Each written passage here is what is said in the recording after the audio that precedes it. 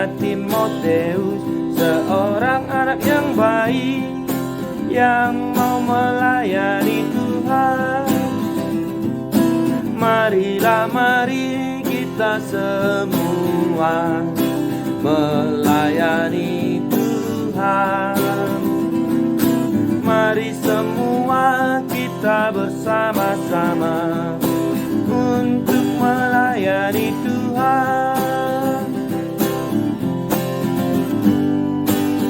Shalom, salam jumpa kembali kawan-kawan Amanginang, guru-guru sekolah minggu dimanapun berada.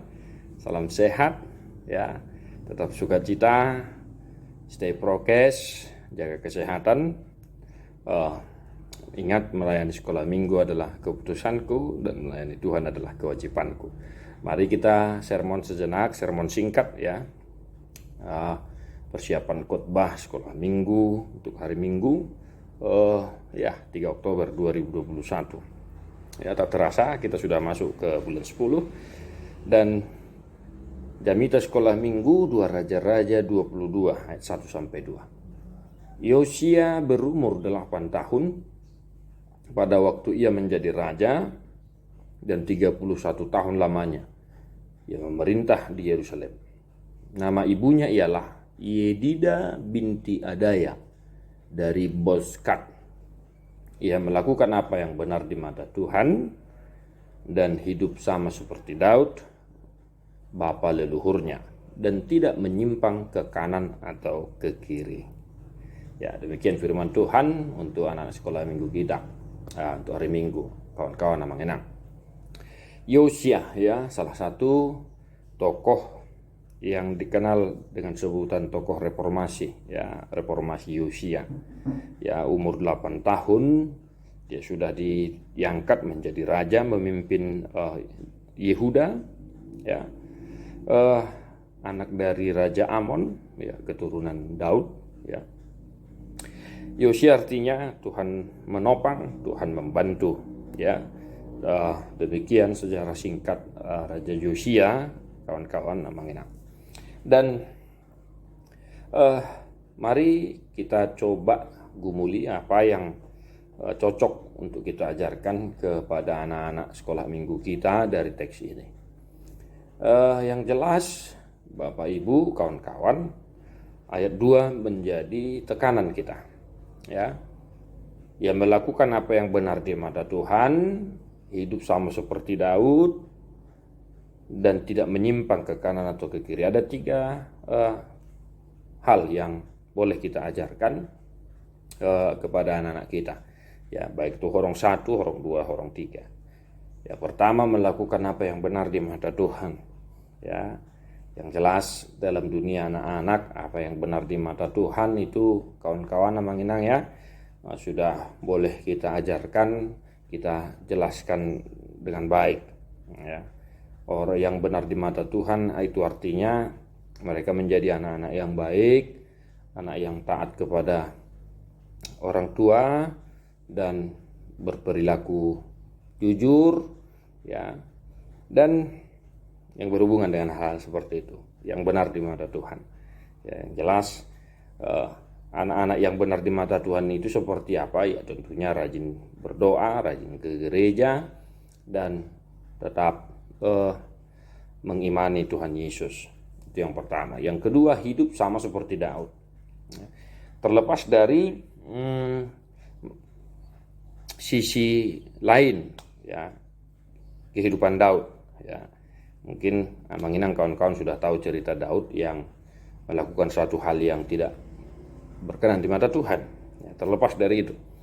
Namun dalam sejarah Alkitab, Daud merupakan sentral ya, salah satu sentral ya, yang sangat-sangat terkenal dan berpengaruh ya. Daud, raja yang diurapi Tuhan, dipilih oleh Tuhan yang memerintah Israel ya.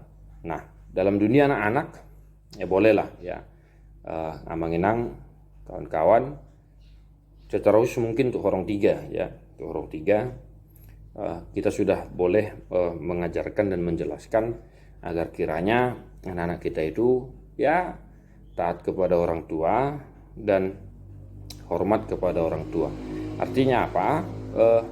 Agar anak-anak kita itu mampu mengikuti hal-hal yang baik, ya, yang dari orang tuanya, ya, hal-hal yang baik yang patut ditiru agar senantiasa mereka menghidupinya, ya, agar anak-anak itu nantinya agar mereka tidak menyimpang ke kiri dan ke kanan di poin selanjutnya, ya.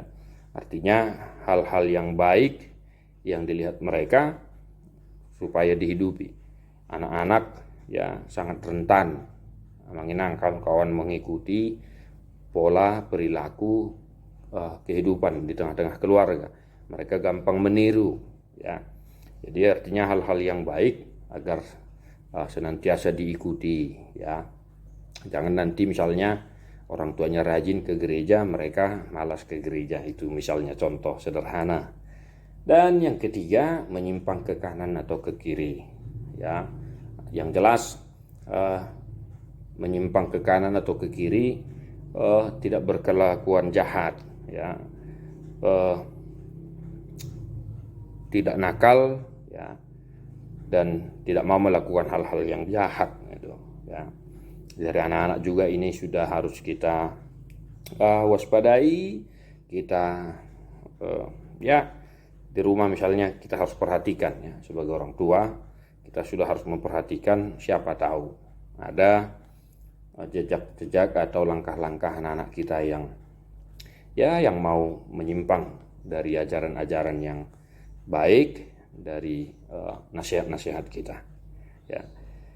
Ya, demikian halnya, demikian kawan-kawan Amang Inang yang boleh saya jelaskan sedikit persiapan kita untuk sekolah minggu.